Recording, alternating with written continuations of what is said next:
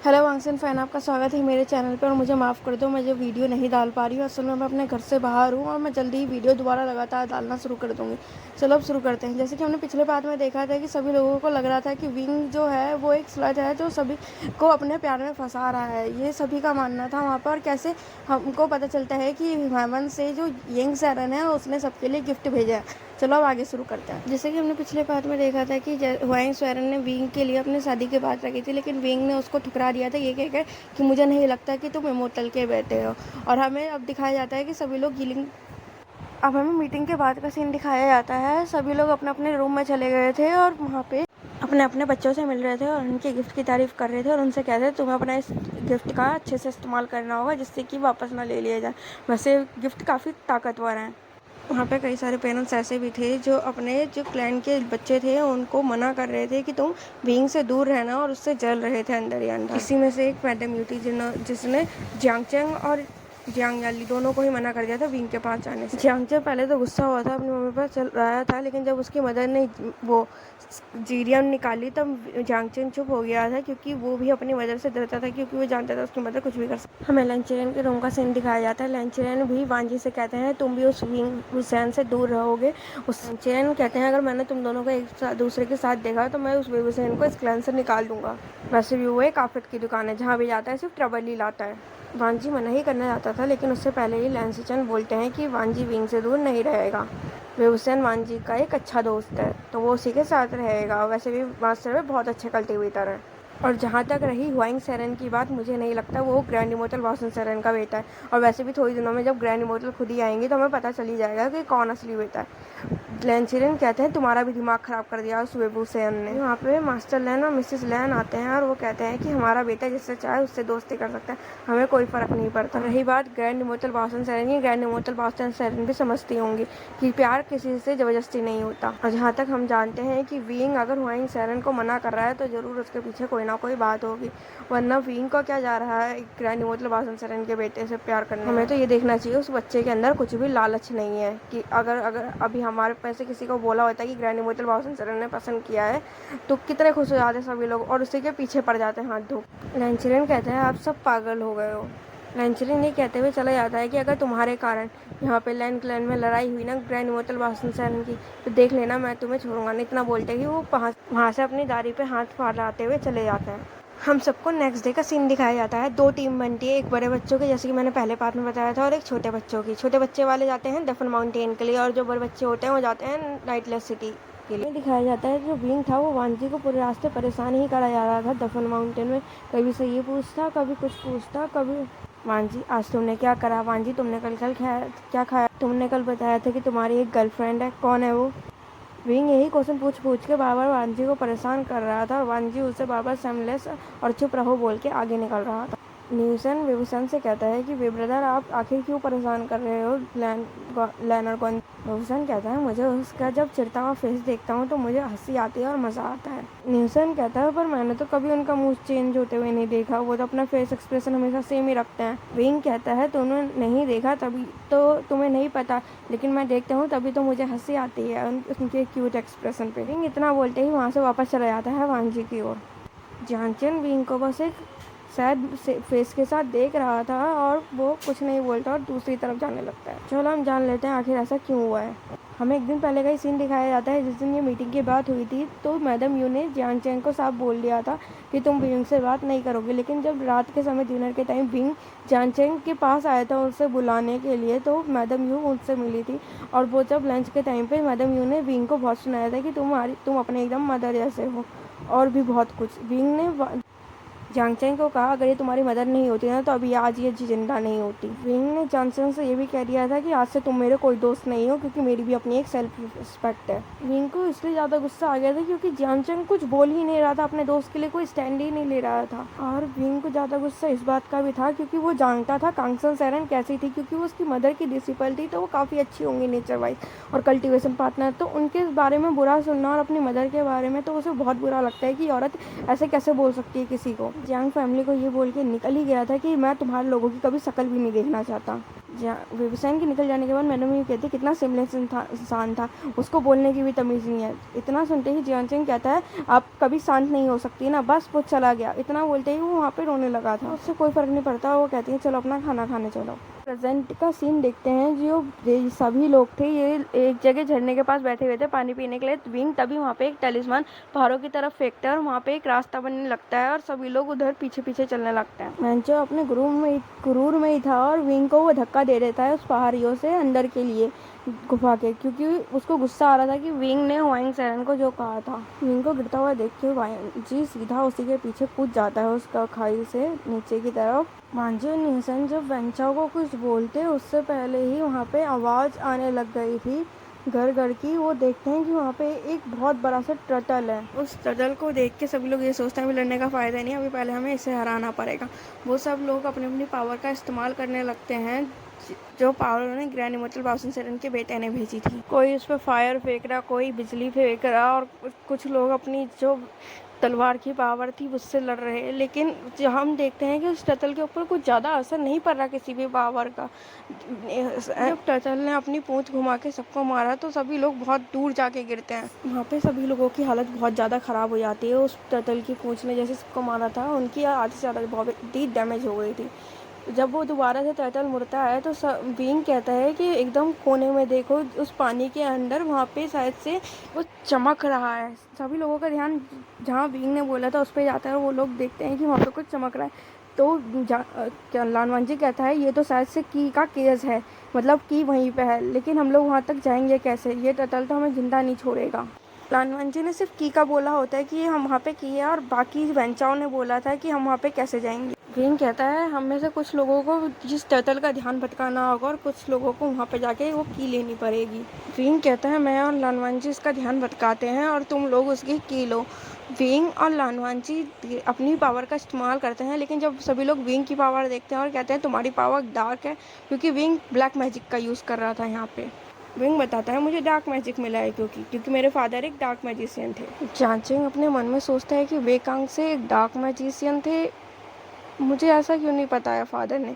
वो ज़्यादा ध्यान नहीं देता और वो सब लोग जैसा विंग ने कहा था कि वो क्या की लेने जाए वो उसी में रेडी होने लगते हैं सब। विंग अपने डार्क मैजिक से सीधा उस टर्टल के मुंह पे मारता है और टर्टल का ध्यान सीधा विंग पे जाता है।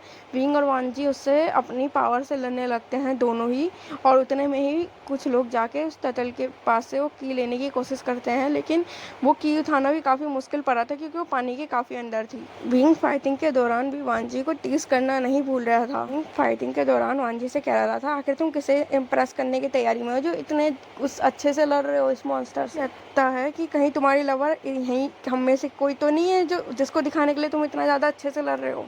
वांजी के पूरे कान लाल हो जाते हैं। वो कहता है सिमलेस इंसान। और बाकी के जितने भी इंसान थे वो ये सोच रहे थे कि ये विंग क्या सच में एक स्लट है जो बार बार मास्टर लाइन के पीछे ही पड़ गया है। सभी लोग विंग से जेलस थे कि उसको ग्रैंड इमॉर्टल बाउसन सेरन ने पसंद करा है। इसी बात का सभी के अंदर गुस्सा भी था और नफरत भी। जियांगचैंग न्यूसन जब उस की को निकाल लेते हैं तभी वहाँ पे एक पोर्टल खुल जाता है टेलीपोर्टेशन का। तो विंग कहता है कि तुम लोग निकलो, हम भी बस आ ही रहे हैं तुम्हारे पीछे। धीरे धीरे से उसमें सबसे पहले वेंचाओ कहता है कि मुझे यहाँ पे मरना नहीं है। वो वहाँ पे से जल्दी ही निकल जाता है। सबसे पहले जितने भी और अदर क्लैन के मेंबर थे वहाँ पे छोटे छोटे बच्चे वो सब भी जल्दी निकल जाते हैं। न्यूसन ब्रदर से कहता है वे ब्रदर सभी लोग चले गए हैं, अब आपकी बारी है और मिस्टर लानवांजी की। विंग कहता है वांजी तुम भी चलो, लेकिन वो देखता है कि वांजी के पैर में चोट लगी पड़ी है। तो विंग उनसे कहता है न्यूसन से कि तुम जाओ। लानवांजी विंग से कहता है कि तुम गए क्यों नहीं, तुम चले जाओ।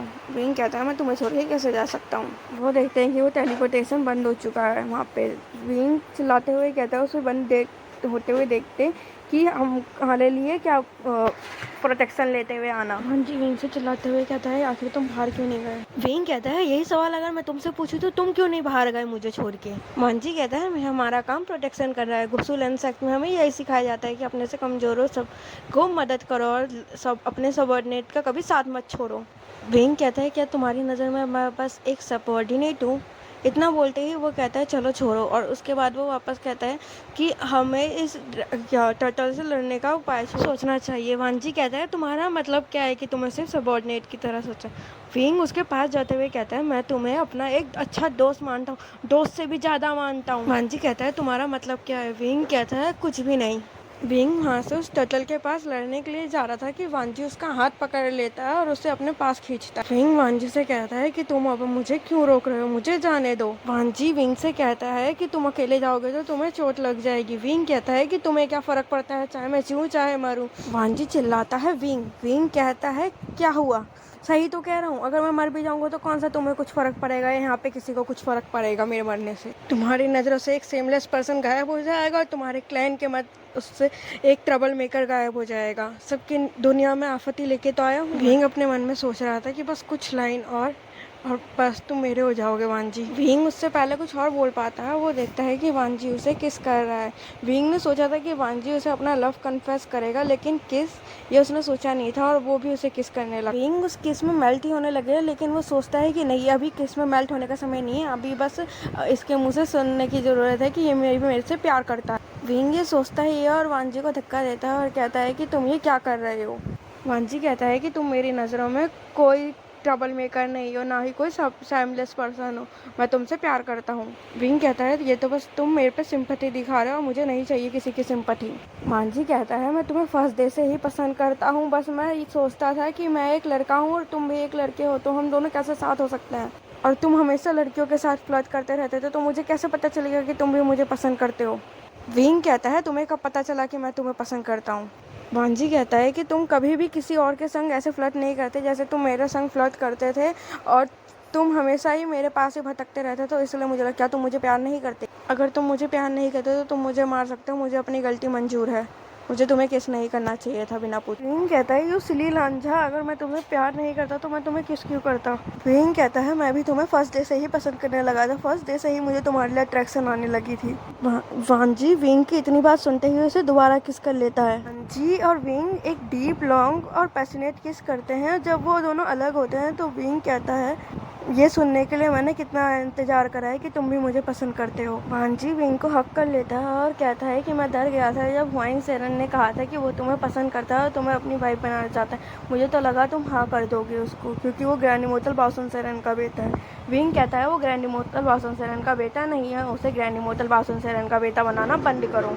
वांजी कहता है जो विंग कहता है वो सही है। विंग कहता है तुम तो अभी से मुझसे फ्लर्ट करने लग गए। विंग कहता है अच्छा तो लान और गारुगा मुझे बहुत पहले से पसंद करते थे, तभी उन्होंने मुझसे शादी करी मेरी बिना मर्जी पूछे। वांजी के कान एकदम लाल हो जाते हैं और वो विंग से कहता है मुझे माफ कर दो, मुझे तुमसे पहले पूछ लेना चाहिए था। विंग कहता है तुमने अच्छा ही करा जो मुझसे शादी कर ली, वरना पता नहीं तुम कितने साल लगा देते, मुझे पता ही नहीं चलता कि तुम मुझसे प्यार करते भी हो या नहीं, क्योंकि तुम्हारी शक्ल पे तो कुछ पता भी नहीं चलता, लेकिन तुम्हारे एक्शन सब कुछ बोल जाते हैं। अगर उस दिन तुमने अपना फोरहेड रिबन मेरे हाथ पे ना बांधा होता तो मुझे कभी पता नहीं चलता कि तुम मुझसे प्यार करते हो, और ना कभी मैं इतनी हिम्मत दिखा पाता और तुमसे ये बोल पाता। इतना कहते ही वांजी को हक कर लेता है। वांजी और विंग वहीं पे हक करके बैठे रहते हैं उस गुफा में। विंग अपना सर वांजी के कंधे पे रख लेता है। वांजी विंग से कहता है विंग मैं तुमसे शादी करना चाहता हूँ सबके सामने। विंग कहता है कि ठीक है मैं भी तुमसे शादी करना चाहता हूँ, जब सब कुछ ठीक हो जाएगा हम दोनों तब शादी करेंगे। वांजी तो विंग से अभी ही शादी करना चाहता था, लेकिन वो भी विंग की बात समझ रहा था कि अभी शादी करना बेकार है,